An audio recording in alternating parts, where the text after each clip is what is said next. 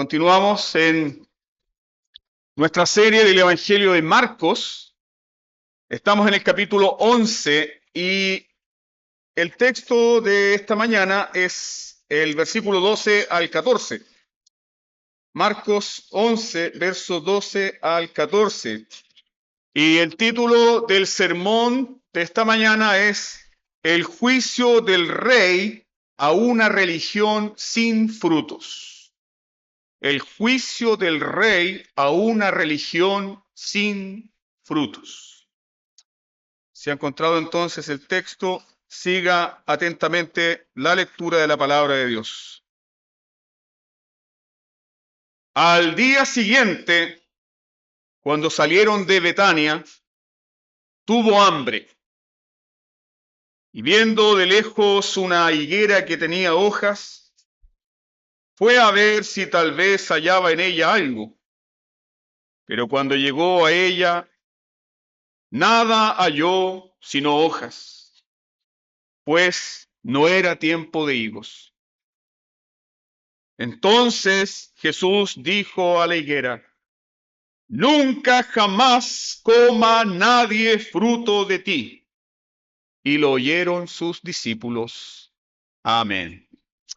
Amén. Demos gracias al Señor por su palabra. Nuestro Padre Celestial, estamos agradecidos de oír una vez más tu voz. Estamos agradecidos por todo lo que nos has dado en este culto. Estamos agradecidos, oh Señor, por cómo vienes a nuestras vidas para renovarnos, sanarnos, alimentarnos y nutrirnos, Señor, por tu palabra, por tu evangelio, por la comunión de los santos. Y ahora, Señor, queremos seguir adorándote.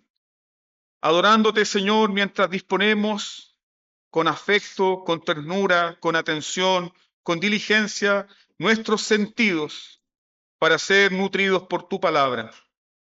Es tu palabra, oh Señor, la que tiene el poder para darnos vida. Es tu palabra, oh Señor, la que tiene el poder para hacernos pasar de muerte a vida. Es tu palabra, oh Señor, la que convierte el alma. Es tu palabra, Señor, donde oímos la voz del Rey. Ahora, Padre, concédenos la iluminación de tu Espíritu Santo. Concédenos los afectos y la buena disposición de nuestros corazones para atesorar tu palabra, para guardar tu palabra, para guardarla en nuestros corazones, a fin de adorarte en espíritu y en verdad.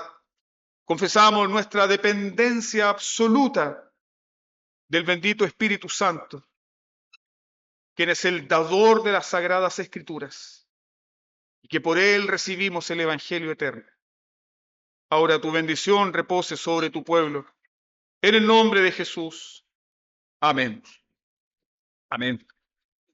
En el contexto inmediato de este pasaje, amados hermanos, tenemos tres escenas distintas. Nos encontramos con tres momentos o tres escenas distintas.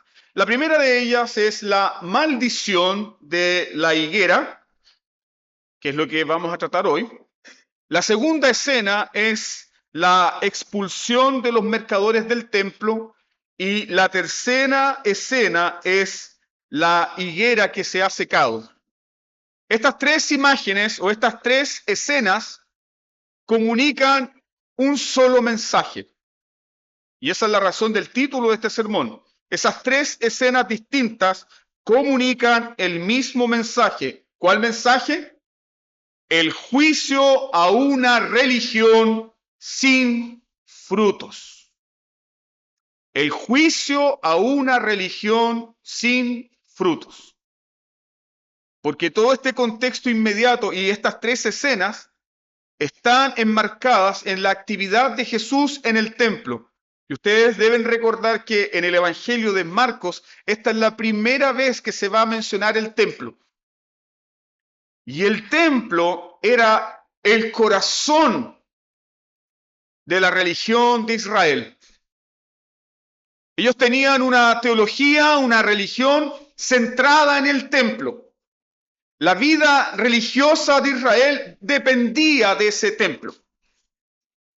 Entonces, estas tres escenas nos muestran el juicio del Señor Jesucristo a una religión sin frutos. Una religión que parece viva por fuera, pero en su seno, en su raíz, está muerta. Y esto no es una novedad en la vida de Jesucristo. Ya lo vamos a ver por qué. Porque Jesucristo habla en el Antiguo Testamento. Primera de Pedro, capítulo 1, versículos 10 y 11, nos dice que Cristo hablaba a través de los profetas. Es el Espíritu de Cristo que habla a través de los profetas. Y si hay algo que los profetas condenan constantemente y frecuentemente, es la religión sin frutos. Cristo Jesús no se impresiona por las hojas verdes de la actividad religiosa. No. Nuestro Señor Jesucristo, el Mesías, el Rey Jesús, no se deja impresionar por las hojas verdes de actividad religiosa. Los judíos eran muy activos en su religión. Los hebreos eran muy activos en la religión del templo. Y Cristo Jesús, nuestro Señor Jesucristo, que nos habla en esta mañana por esta palabra, le habla también a Israel a través del profeta Isaías. Isaías 66. Y a través de la boca del profeta Isaías dice lo siguiente: el cielo es mi trono y la tierra estrado de mis pies. ¿Dónde está la casa que me habréis de edificar? ¿Y dónde el lugar de mi reposo? Luego sigue hablando el Espíritu de Dios, sigue hablando Cristo a través del profeta y dice: mi mano hizo todas estas cosas. Y así todas estas cosas fueron, dice Jehová. Pero miraré, fijaré mis ojos, pondré mi atención. ¿Sobre quién? Sobre aquel que es pobre y humilde de espíritu y que tiembla a mi palabra. Y luego continúa hablando el Señor a través de Isaías diciendo: el que sacrifica buey es como si matase a un hombre. El que sacrifica oveja como si degollase un perro. El que hace ofrenda como si ofreciese sangre de cerdo. El que quema incienso como si bendijese un ídolo. ¿Qué estaba diciendo el Señor de la gloria con todo esto? Que los sacrificios que se presentaban en el templo, tanto en los días de los israelitas antes del cautiverio y luego después del cautiverio, todos esos sacrificios, todos esos ritos, todas esas ceremonias, si no producen fruto de arrepentimiento, Dios los aborrece. Dios los aborrece. ¿Qué entonces lo que llama la atención a nuestro bendito Señor Jesucristo, el Señor de la gloria, el Salvador? Una vida de frutos que surgen de un corazón sincero, que adora a Dios en espíritu y en verdad. Ahora, ¿qué es lo que produce tal vida? Isaías dijo: aquel que es pobre y tiembla a mi palabra. Aquel que es pobre y tiembla a mi palabra. En este contexto entonces de Jesús enfrentándose al corazón de la religión de los judíos, que era el templo, Jesús sentencia su muerte. Eso es lo que quiere mostrar Marcos. Aquí no hay vuelta atrás. ¿Por qué? Porque está desafiando el emblema de la religión de Israel. Los sacrificios, las ofrendas, el templo, la religiosidad, las ceremonias. Y esa es la razón por la cual encontramos este pasaje que nos llama mucho la atención, donde vemos al Señor enojado, vemos al Señor maldiciendo. Marcos nos dice que al día siguiente de ser menospreciado en Jerusalén, ya recuerdan el sermón del domingo pasado, lamentablemente no quedó grabado, pero pueden recordar que Marcos termina diciendo lo siguiente: Jesús entra al templo luego de esa falsa coronación Y Marcos dice que Jesús con sus discípulos se quedaron solos en el templo.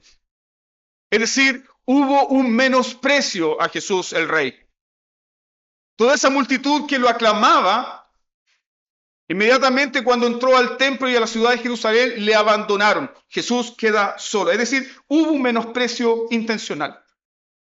El rey, el verdadero rey, fue menospreciado y Jesús regresa a la ciudad cercana de Betania y ahora el texto nos dice que viene desde Betania caminando y ¿qué tiene Jesús? Tiene hambre. Porque Jesús es verdadero hombre, así como es verdadero Dios y como verdadero hombre tiene necesidad de comida y él tenía hambre. Y al tener hambre, desde lejos Jesús ve entonces esta hermosa higuera, una hermosa higuera en medio del camino, cubierta de hojas verdes. Y Jesús, como buen judío, se acercó a esta higuera cubierta de grandes hojas verdes para encontrar en medio de ellas fruto. Pero la decepción fue grande. ¿Por qué? Porque no había fruto. Habían muchas hojas verdes, frondosas, hermosas, pero no había fruto. Y Marcos detalla esto. Dice, no era temporada de higos. Entonces uno podríamos decir, bueno, y si no es temporada de higos, entonces, ¿por qué Jesús maldice a este pobre árbol? Aquí muchas veces los comentaristas liberales tienen interpretaciones bien raras. Y algunos de ellos atrevidos dicen que Jesús estaba de mal humor. Es como el niño chico que entra a la cocina, abre el refrigerador y dice, ¡ay, qué decepción! Y le pega una patada al refrigerador. No, eso no estaba pasando con Jesús. No. No encontramos a Jesús actuando de una manera pecaminosa y no encontramos a Jesús muchas veces actuando fuera de sí. La razón de la maldición de la higuera es mucho más profunda que un simple enojo. Es mucho más profundo. Ahora, un comentarista de los tiempos del Nuevo Testamento, que es un libro que yo recomiendo, que se llama En los tiempos de Jesús el Mesías, de Alfred Edersheim. Él es un erudito del Nuevo Testamento. Y él, que comenta los tiempos de Jesús el Mesías en Jerusalén, él dice que en la Palestina había una temporada definida para los higos, pero algunas especies de higueras daban fruto fuera de la temporada. Eso dice este comentarista. Muy acertado. Y él dice que la señal para encontrar el fruto no era la temporada. ¿Es temporada de higos? No, esa no era la señal. La señal para encontrar el fruto era simplemente poner atención en las hojas. Si las hojas estaban en floración, si las hojas daban alguna pequeña florcita o si las hojas estaban más radiantes, entonces un judío podía determinar, hay frutos. Y Jesús, como buen judío, vio la señal. Vio que la higuera tenía hojas frondosas y dijo, probablemente hay fruto. Entonces Jesús se acercó esperando encontrar fruto. ¿Y qué encontró? Encontró solo un árbol estéril. Solo un árbol estéril lleno de follaje que llama la atención y acto seguido el Señor dijo, nunca jamás coma nadie fruto de ti y maldijo la higuera. Y Marcos dice que los discípulos quedaron mirando, quedaron atentos y dijeron, ¿qué pasó? Sí cierra la historia Marcos. Y lo oyeron sus discípulos. ¿Se dan cuenta? Y Marcos no explica más. Simplemente los discípulos oyeron la maldición del maestro. Y aquí viene la pregunta que nosotros debemos hacernos en este acto que Jesús realiza delante de la higuera. ¿Por qué Jesús la maldijo? ¿Por qué Jesús actúa así, de manera tan precipitada? ¿Por qué pareciera ser que Jesús de pronto perdió la paz y maldijo a este árbol que no tenía frutos? Nunca olvidemos que el ministerio de nuestro Señor Jesucristo es un ministerio completo. ¿A qué me refiero con un ministerio completo? En su ministerio, Jesús ejerce sus tres oficios. Nuestro Señor es sacerdote, Él es rey, pero también Él es un profeta. Y por lo tanto, lo que debemos mirar aquí es el ejercicio profético de Cristo. Jesús está actuando en su oficio profético. Y en su oficio profético, Él usa la forma de comunicación verbal de los profetas. Tal vez usted no conoce esto, pero en el Antiguo Testamento Dios le ordenó a un hombre no vestir de luto. Ese hombre había perdido al amor de su vida. Ese hombre había perdido a su esposa. Y Dios le ordena a ese hombre, a ese profeta, no vestir el luto. Y le dice, no te pongas luto, porque mi esposa ha muerto y nadie se duele por ello. ¿Qué quería entonces Dios que sintiera el profeta Ezequiel? Que sintiera el dolor, que experimentara el dolor. De igual manera, Dios le ordenó a otro hombre tomar a una prostituta como su mujer. ¿Y por qué Dios tuvo que hacer eso? Porque Dios quería que sus profetas experimentaran en su propia carne y que vivieran en su propia carne el mensaje de la gracia, del amor y de la reconciliación. Que ellos vivieran en su propia carne, que así como le ordenó Dios amar a Oseas, a una mujer adúltera, así también Dios ama a su pueblo. Entonces, la forma visual que emplean los profetas era para comunicar un mensaje dramático. ¿Y qué está haciendo entonces Jesús? En su oficio profético, Él está empleando esta forma dramática, visual, de comunicar un mensaje. Ahora, el asunto de la higuera para Israel implicaba dos símbolos importantes. La esperanza mesiánica de una higuera florecida y con mucho fruto daba a entender un tiempo de prosperidad para Israel en la restauración del Mesías. Pero también a través del profeta Jeremías, Dios usó el símbolo de la higuera para maldecir a su pueblo. Vayan conmigo mientras tanto a Jeremías capítulo 8.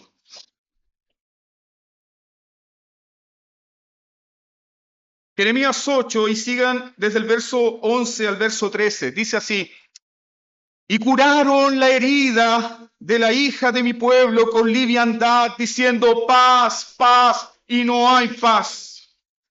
¿Se han avergonzado de haber hecho abominación? Ciertamente no se han avergonzado en lo más mínimo, ni supieron avergonzarse. Caerán, por tanto, entre los que caigan. Cuando los castigue, caerán, dice Jehová. Atención con el versículo 13. Los cortaré del todo, dice Jehová. No quedarán uvas en la vid, ni higos en la higuera, y se caerá la hoja, y lo que les he dado pasará de ellos. Entonces, en los símbolos proféticos, la relación de la higuera implica dos cosas: bendición mesiánica, pero también maldición. ¿Y maldición por qué? Maldición por rebelarse a la palabra de Dios. Maldición por desechar la ley de Dios. Y ahí encontramos el lamento también de uno de los profetas cuando dice: mi pueblo fue destruido. ¿Destruido por qué? ¿Qué destruyó el propio pueblo de Israel? ¿Los babilonios? ¿Los asirios? No, la falta de conocimiento. Mi pueblo fue destruido por falta de conocimiento, porque teniendo la ley de Dios, desecharon la palabra de Dios. Esto es gravísimo, hermanos. Porque si Dios te da su palabra, si Dios ofrece su palabra, y si todo lo que te da en la vida es solamente su palabra, tú eres el hombre, tú eres la mujer más bienaventurada de este mundo.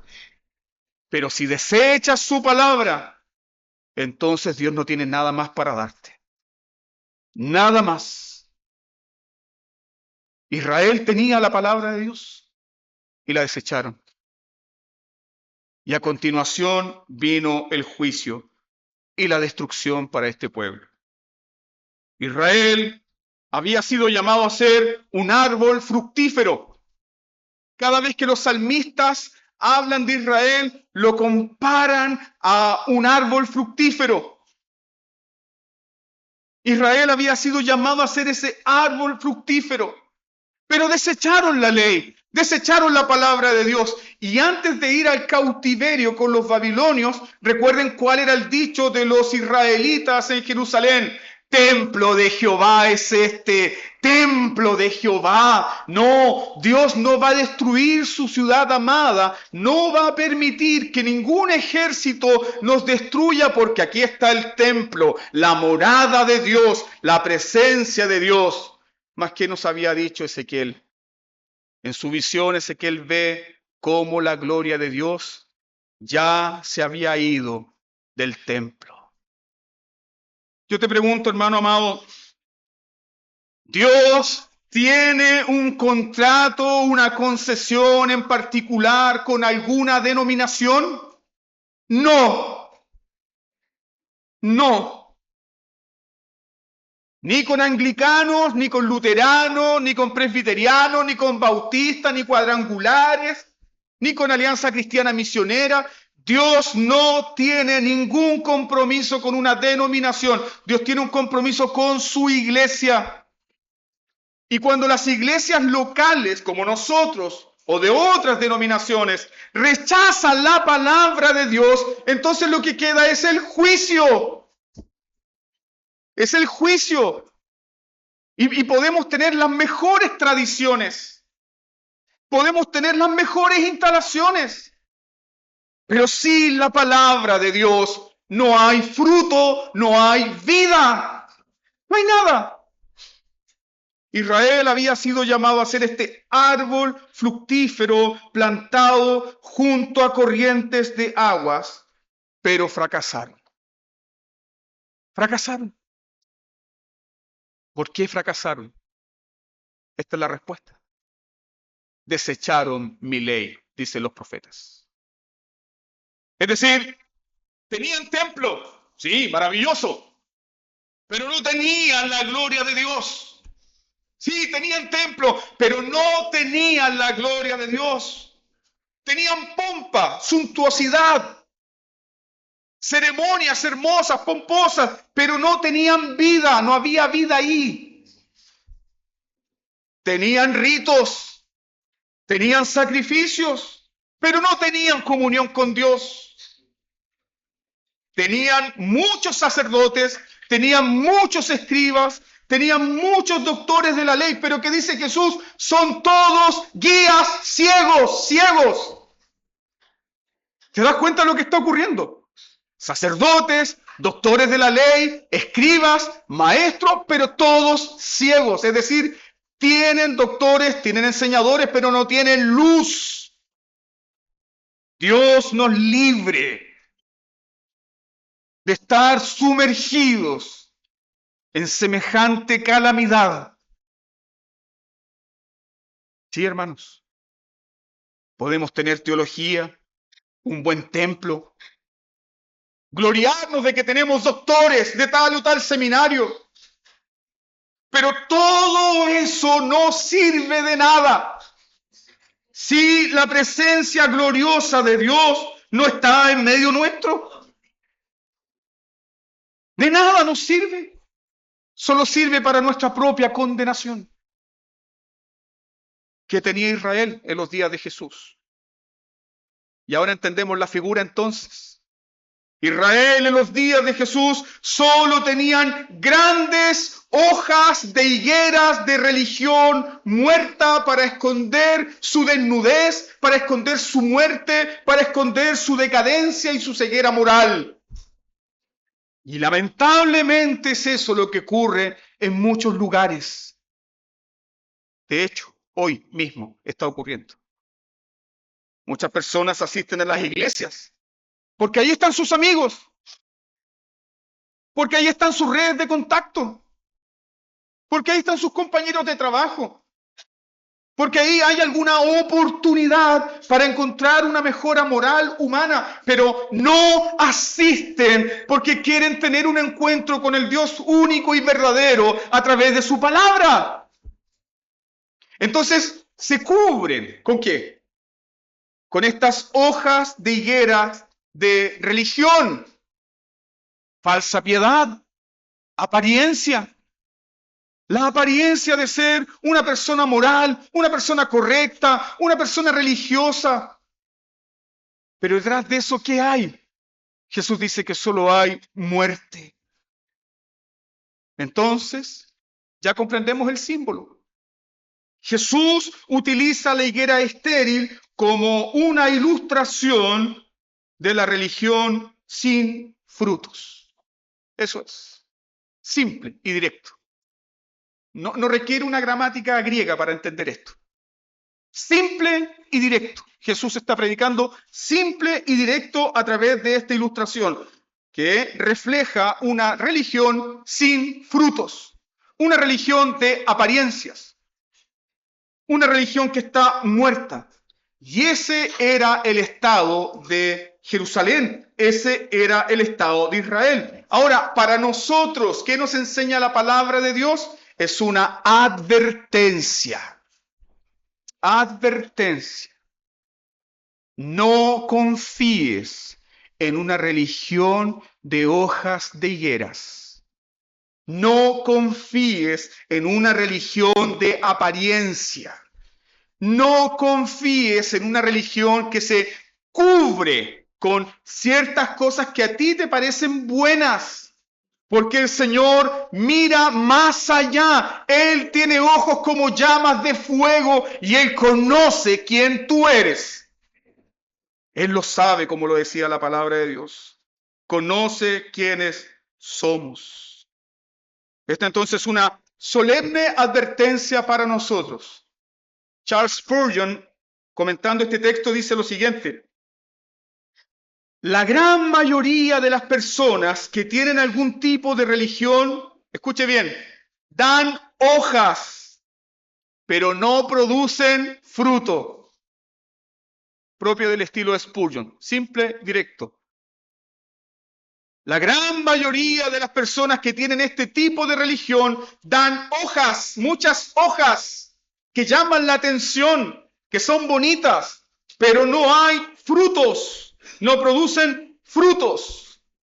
Es decir, una religión de hipócritas, de alguien que finge ser una persona, pero en realidad es otra. Una vez un hombre le dijo a un pastor: yo no voy a la iglesia porque en la iglesia hay muchos hipócritas. Y aunque era un insulto, en cierta parte tiene sentido. Porque la hipocresía no es el pecado imperdonable. Y si tú eres un hipócrita que ha fingido ser alguien cuando no lo eres, aún hay tiempo de perdón y de misericordia para ti. ¿Sí? Dios perdona todo pecado. Y la hipocresía no es el pecado imperdonable. Ahora, un cristiano muchas veces peca de hipocresía.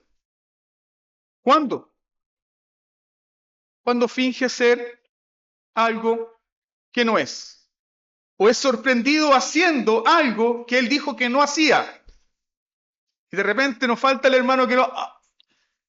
Chuta. ¿Puede pecar en hipocresía? Sí. La pregunta es, ¿el cristiano verdadero permanece en ese estado hipócrita? No, no, porque el bendito Espíritu Santo lo convence de pecado, llora por ese pecado, se arrepiente de ese pecado y busca hacer buenas obras. Pero esas buenas obras no surgen como una especie de manda para ganar el perdón de Dios, sino que esas buenas obras surgen como un fruto natural del Evangelio aplicado al corazón del hombre.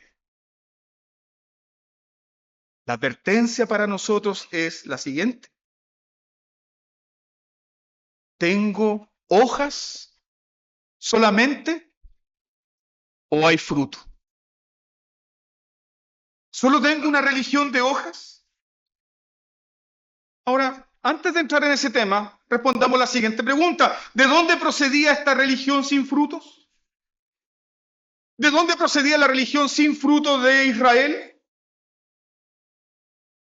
La religión sin fruto de Israel, esta religión muerta, procede del templo.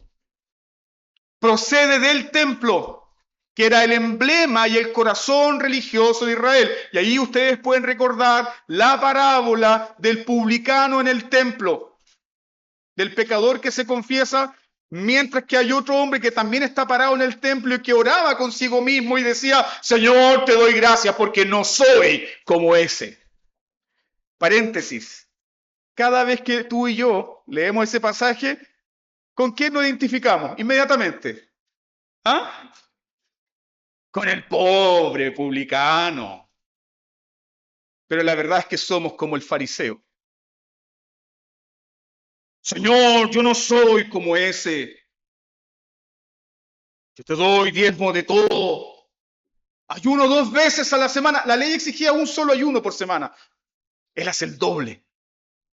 Entonces este hombre, que es un reflejo de la religión del templo, está delante de Dios mostrándole todas sus hojas de higuera, mostrándole todas sus hojas de religión, pero en su corazón no hay arrepentimiento, no hay temor de Dios, no hay un reconocimiento de que es pecador. Y este es un detalle muy importante, que tal vez muchas veces se ha pasado por alto. Pero el publicano, que ni siquiera quería alzar los ojos y mirar, ¿qué dijo este hombre? Sé propicio a mí, pecador. Esa palabra, sé propicio a mí, pecador, era un reconocimiento consciente de la necesidad de verter sangre en el propiciatorio. Lo estudiamos en la mañana. ¿Qué es lo único que puede tocar el arca del pacto? La sangre preciosa. Y ese hombre, al reconocerse pecador, él dice, solo sangre puede cubrir mi pecado. Sé propicio a mí que soy un pecador. Ahora aquí viene el detalle histórico muy importante. En ese templo, en ese segundo templo, no había arca del pacto.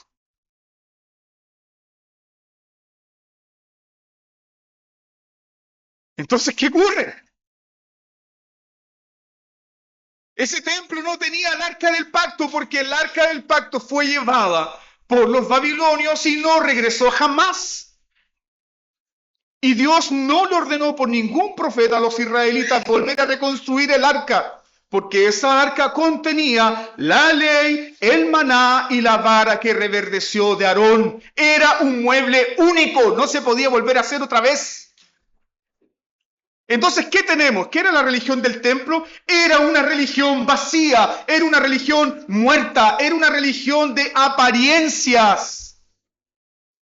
Mientras tanto, ese hombre, por la fe, reconoce que hay un propiciatorio que es superior a ese templo y él dice, sé propicio a mí. Sé propicio a mí. Es decir, la religión de este hombre pobre no estaba basada en elementos visuales, religiosos temporales, sino en la propia palabra de Dios. Ahora, ¿en qué se había convertido el templo? Eso lo vamos a estudiar el próximo domingo. Pero solamente un detalle para entender esta religión falsa. ¿En qué se había convertido el templo?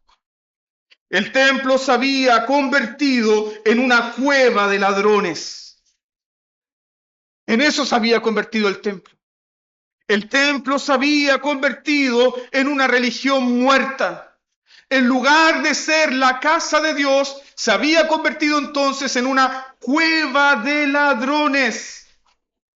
Ese templo ya no era el lugar grande y temible donde los pecadores gritaban, no es otra cosa que casa de Dios y puerta del cielo.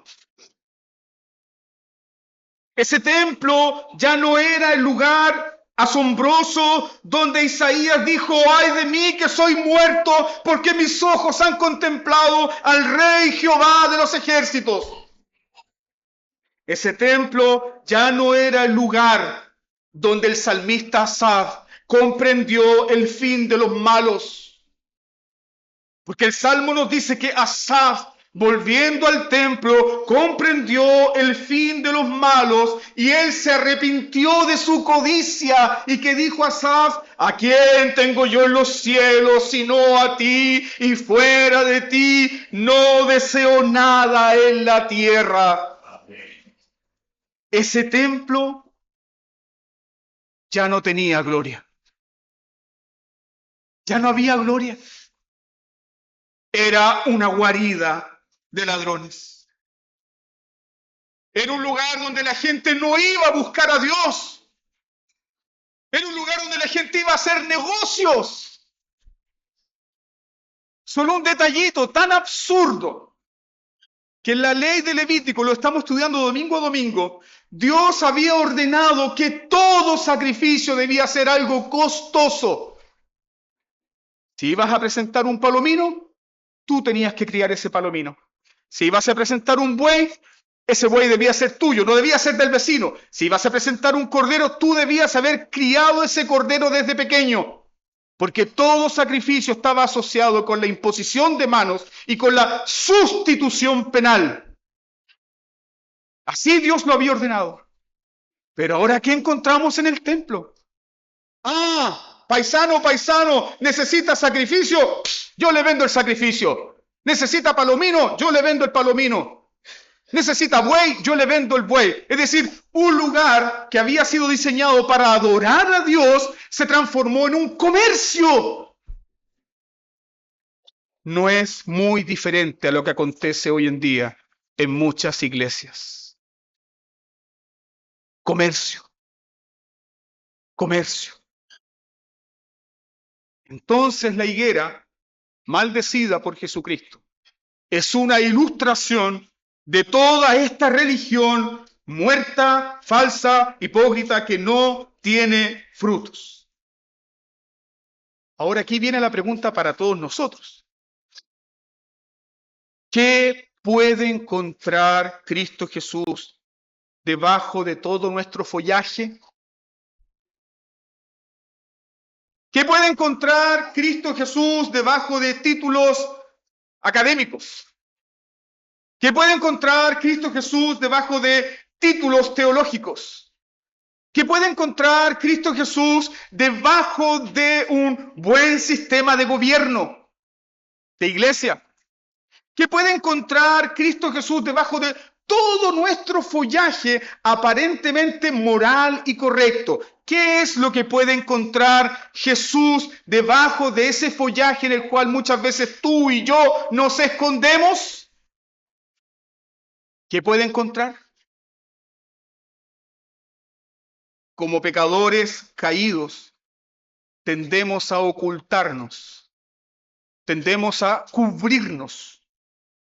Yo recuerdo una práctica en una universidad donde trabajaba, que todos los colegas acostumbraban a saludarse de esta forma. Ingeniero Rodríguez, mucho gusto. Arquitecto Santelices. Todos se definían por sus títulos. Es decir, sus títulos definían quién eran. Y que para nosotros eso nos puede parecer muy chistoso, pero muchas veces en la iglesia ocurre exactamente lo mismo.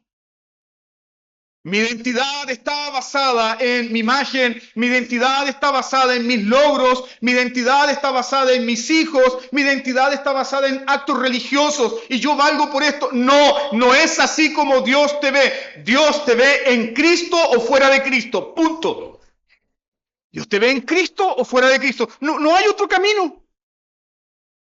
Entonces, cuando Cristo Jesús mira todo este follaje y observa también nuestras vidas, ¿qué puede encontrar debajo de estas grandes hojas verdes de higuera?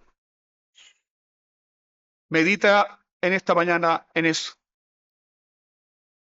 ¿Qué puede encontrar el Señor Jesucristo debajo de todas estas hojas verdes que llaman la atención a las personas? ¿Qué puede encontrar el Señor ahí? Ahora nosotros ya sabemos que el Señor Jesucristo aborrece una religión hipócrita. La aborrece. La hipocresía, la falsedad, la mentira, la apariencia de piedad son cosas que Cristo condena fuertemente. Y no lo hizo solamente en su ministerio terrenal, porque ya tenemos las cartas a Asia Menor. Tienes nombre de que vives y ya estás muerto. Te crees rico y eres pobre. Crees que estás vestido, pero en realidad estás desnudo. Crees que tienes vista, pero en realidad estás ciego. No eres ni frío, ni caliente, eres tibio y por lo tanto te voy a vomitar de mi boca. Esas no son las palabras de Juan. Esas son las palabras del Señor Jesucristo. Ese es el Señor Jesús.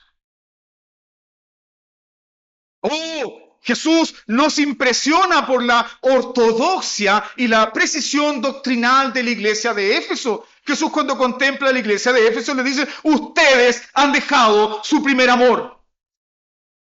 Tienen luz de doctrina, pero no tienen el primer amor. Y si no se arrepienten, yo voy a quitar el candelero. Es decir, van a dejar de ser iglesia. Esas son las advertencias de Jesús. Hermanos amados, Jesús no se impresiona por apariencias. ¿Lo comprende? Pero tú y yo sí, pues. Oh, este hermano, le faltan las alas. Mandemos la carta luego al Vaticano para que lo canonicen. No, no.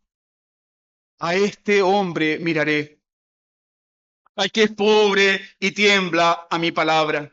El Señor aborrece la adoración de labios. El Señor aborrece la adoración que es de labios solamente, pero que está alejada en su corazón de Él. Mira por favor Salmo 50, versículos 16 y 17. Al malo dijo Dios, ¿qué tienes tú que hablar de mis leyes y tomar mi pacto en tu boca? Pues tú aborreces la corrección. Ponga atención en esto. Y echas a tu espalda mis palabras. Hermano, yo puedo tener una religión de apariencia, puedo tener una religión que me enseña a vestirme bien, puedo tener una religión moral, puedo tener una religión llena de obras de caridad, pero si yo no tomo en serio la palabra de Dios, estoy en graves problemas. ¿Qué tienes tú que hablar de mis leyes? ¿Por qué tomas mi pacto en tu boca si, Señor, el Señor está diciendo, si en el fondo no quieres obedecer? Hablas de mi pacto, cantas de mi pacto, hablas de las promesas de mi pacto, pero en el fondo aborreces la corrección de la ley y aborreces mis palabras, echas mis palabras en tu espalda. ¿Cuál es el lugar de la palabra de Dios? No en la espalda. En mi corazón he guardado tus dichos para no pecar contra ti. Inclina mi corazón hacia tus estatutos, oh Jehová. Jesús entonces llegó a la higuera y no encontró más que hojas y la maldijo. Y aquí está el punto aplicativo final de este breve pasaje. Esta maldición a la falta de fruto para nosotros hoy puede ser una señal horrible de falta de fruto permanente. Porque Jesús dijo que el árbol verdadero no se conoce por la hoja. El árbol verdadero no se conoce por la hoja, se conoce por el fruto. Entonces esta maldición a esta higuera sin fruto puede ser una señal de un horrible destino. ¿quiénes son los que no dan fruto? Aquellos que no han nacido de nuevo. Aquellos que no han nacido de nuevo. Pero en aquel que hay vida de Dios habrá fruto. A 30, 60 y 100 por uno. Habrá fruto. Tal vez en los primeros pasos de su cristianismo, muy débil, habrá uno u otro fruto. Pero Dios ha prometido que la cosecha será a 100 por uno. Es decir, los benditos de Jehová prosperarán y serán fructíferos.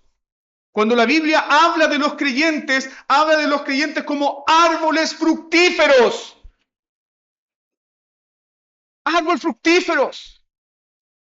Charles Spurgeon, enseñando a su congregación, les dijo, miren, ¿saben los hombres a qué árbol le tiran más piedras? ¿A los árboles secos o a los que tienen fruto? A los que tienen fruto. Entonces Spurgeon, hablando a su congregación, le dijo, entonces gócense cuando otros les persigan. Gócense cuando otros les persigan. Porque eso quiere decir que sus vidas están llenas de frutos dignos de Dios, dignos de arrepentimiento, dignos de fe. Pero la advertencia es la falta de fruto permanente. Falta de fruto permanente puede ser una señal inequívoca de que estás muerto y no vivo para Dios. Muerto y no vivo para Dios. Entonces, amada iglesia, la pregunta ahora de la palabra de Dios para tu vida es, ¿tu religión tiene frutos? ¿Tu vida cristiana tiene frutos? ¿Hay frutos en tu vida cristiana que tú puedes ver, que tú puedes observar y que otros también pueden observar? ¿Tu vida cristiana tiene frutos? Permíteme ayudarte en este examen breve. La forma de responder esa pregunta es entender el sentido doctrinal que el apóstol Pablo da a una nueva vida en Cristo que produce frutos. Y eso Pablo lo enseña en Gálatas capítulo 5, versículo 22 al 23. ¿Cuál es el fruto? El fruto del Espíritu, de aquellos que han nacido del Espíritu Santo, de aquellos que han nacido de nuevo por el poder del Espíritu Santo. Ahí Pablo enseña acerca de el fruto del Espíritu. ¿El fruto del Espíritu cuál es? Amor, gozo, paz, paciencia, benignidad, bondad, fe, mansedumbre, dominio propio. Sigamos con el examen entonces. Si quiero descubrir en mi vida si realmente hay frutos, ¿qué debo observar? ¿Tengo amor? ¿Tengo gozo? ¿Tengo paz? ¿Tengo paciencia? ¿Tengo benignidad? ¿Tengo bondad? ¿Tengo fe? ¿Tengo mansedumbre? ¿Tengo dominio propio? Lo tengo. La religión sin fruto, por ejemplo. La religión sin fruto falsifica el amor. Sí.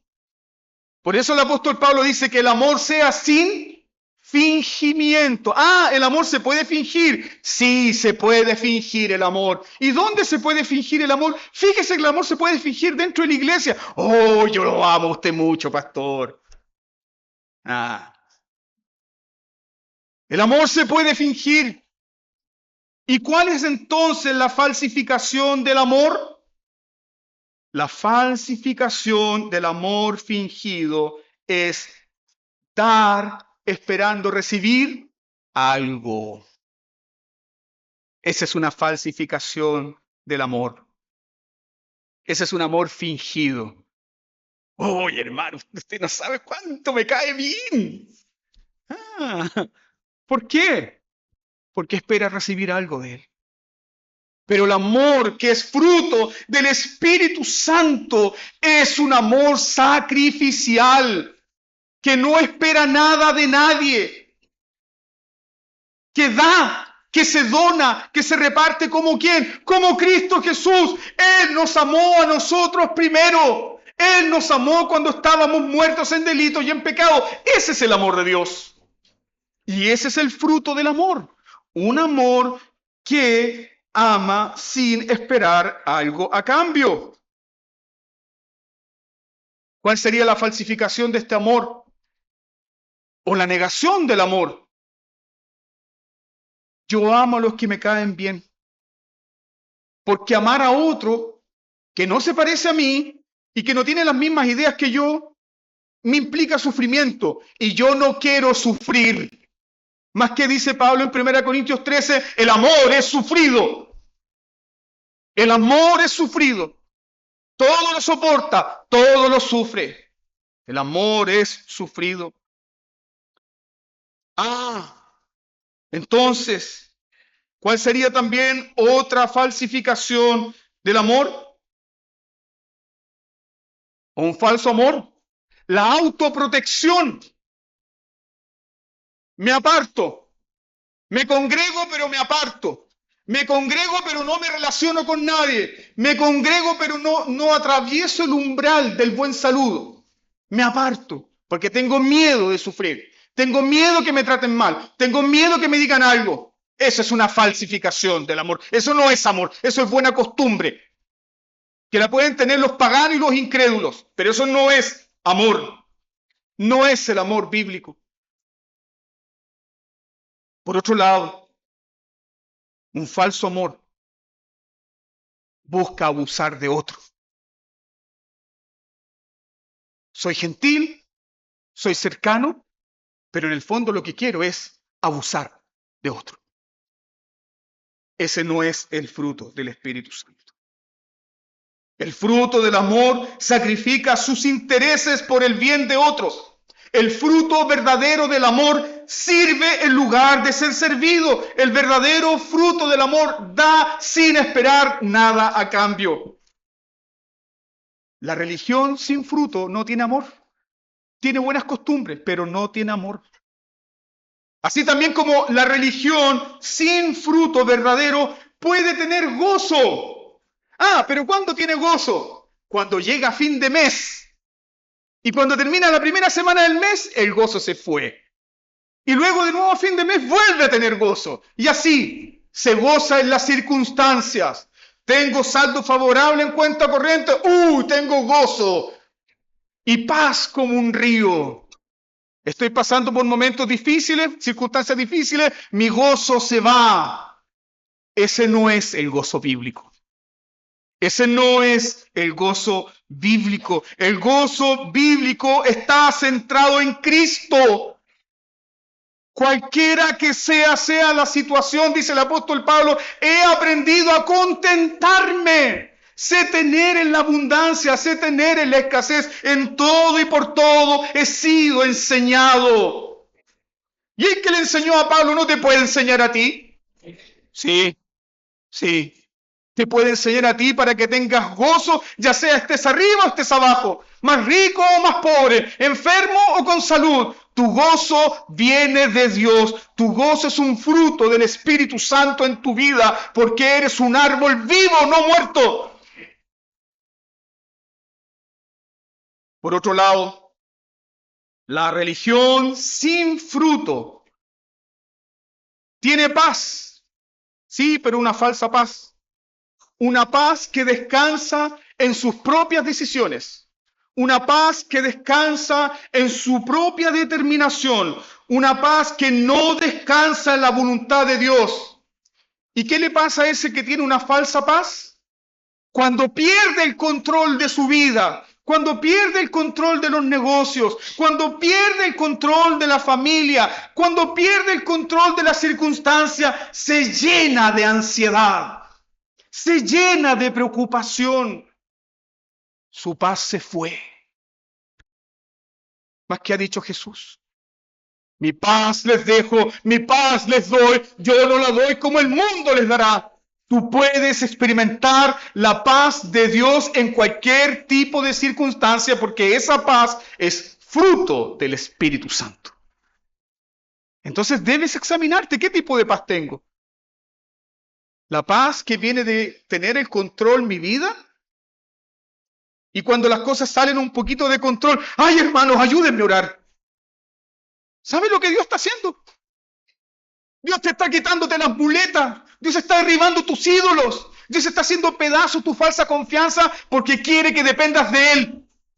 Y aunque usted pida toda la oración y aunque usted haga cadena de oración, eso no va a cambiar hasta cuando, ¿qué? Hasta cuando Jesucristo derrumbe cada ídolo que tienes en tu propio corazón para que solamente dependas de Él. ¿Tienes el fruto de la paz? La falsa religión no tiene paciencia. La falsa religión no tiene el fruto de la paciencia porque está llena de resentimiento hacia Dios y hacia otras personas. No tiene paciencia porque es indiferente, no tiene paciencia porque es perezoso y está lleno de apatía. Mas aquel que tiene el fruto del Espíritu Santo experimenta la paciencia. La paciencia. Incluso con aquellos que le han dañado. ¿Quién es manso y paciente? Cristo Jesús. Tener los frutos del Espíritu es tener del carácter de Cristo.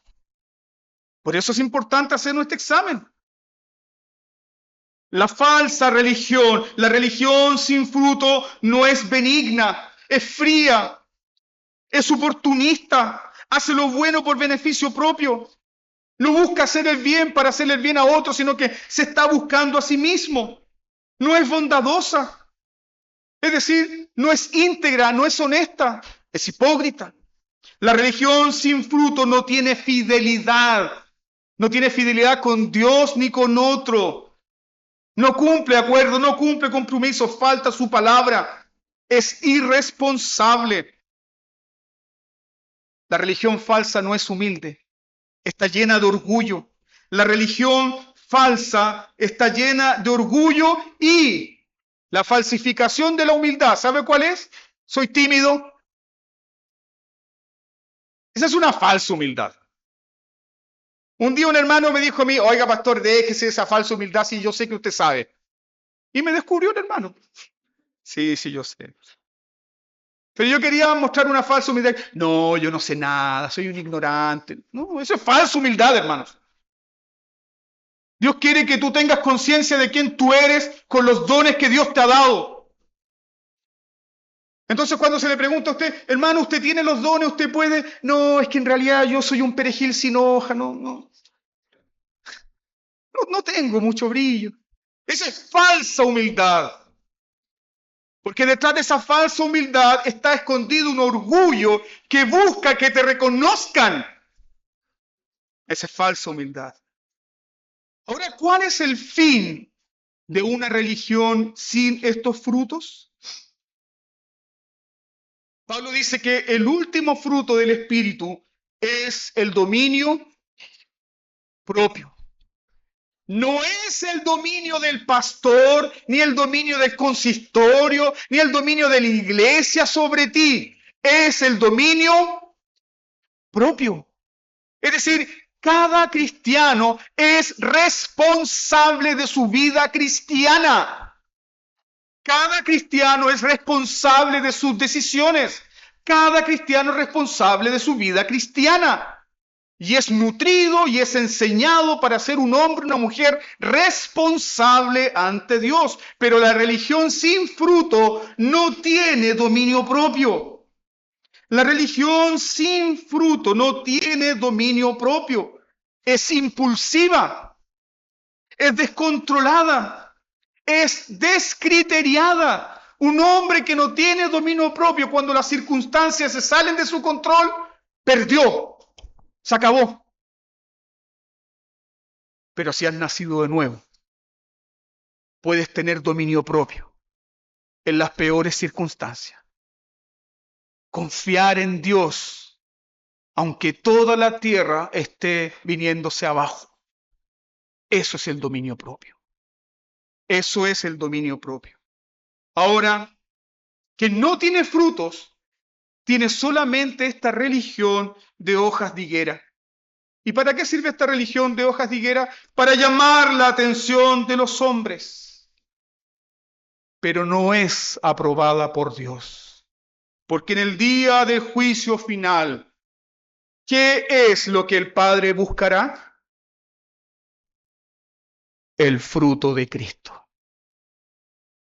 Y muchos dirán, oh, pero predicamos en tu nombre, echamos fuera demonios en tu nombre. ¿Qué les dirá entonces el Señor de la gloria? No los conozco, no sé quiénes son ustedes. Pero Señor, predicábamos en tu nombre, hicimos milagros en tu nombre. No los conozco, no sé quiénes son, nunca tuve una relación contigo, no sé quién eres. Una religión de higuera llama la atención sobre las personas, pero no es aprobada por Dios.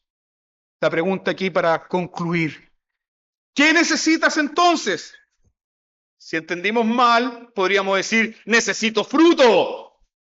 No, no necesitas fruto. Necesitas vida. Necesitas vida. Necesitas vida de Dios, porque si te diste cuenta que no tienes fruto, entonces no es un problema de fruto, es un problema de vida. Necesitas vida de Dios.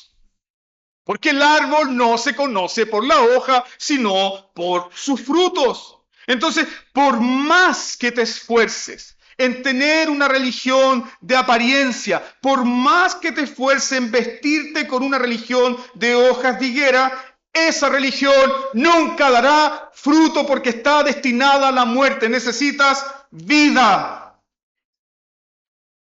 Necesitas a aquel que dice, yo soy la vid verdadera. El que permanece en mí y yo en él, éste llevará mucho fruto, porque separados de mí, nada puedes hacer, nada. Entonces el punto no es tengo más o menos fruto, el punto es tengo vida. Si tengo la vida de Cristo, los frutos se van a manifestar siempre. Siempre. Ahora sí el cristiano tiene una responsabilidad en ser fructífero. ¿Cómo, pastor? Atención con lo que el Señor dice en Juan capítulo 15, versículo 5, dice, todo pámpano que en mí no lleva fruto, lo quitará. Y todo aquel que lleva fruto, ¿qué va a hacer? Lo limpiará. ¿Y para qué lo limpiará? Para que lleve más fruto. Y Cristo está hablando de una vida unida al Señor, una vida que da fruto porque está unida al Señor, y esa vida que está unida al Señor y que procede del Señor dará fruto. Ahora, ¿cuál es el deseo del Señor? Que esa vida produzca más fruto. ¿Cómo va a producir más fruto? Él promete esto: lo limpiará. Lo limpiará. El Señor contempla a sus hijos y dice, este arbolito está dando fruto bueno. Lo vamos a limpiar más.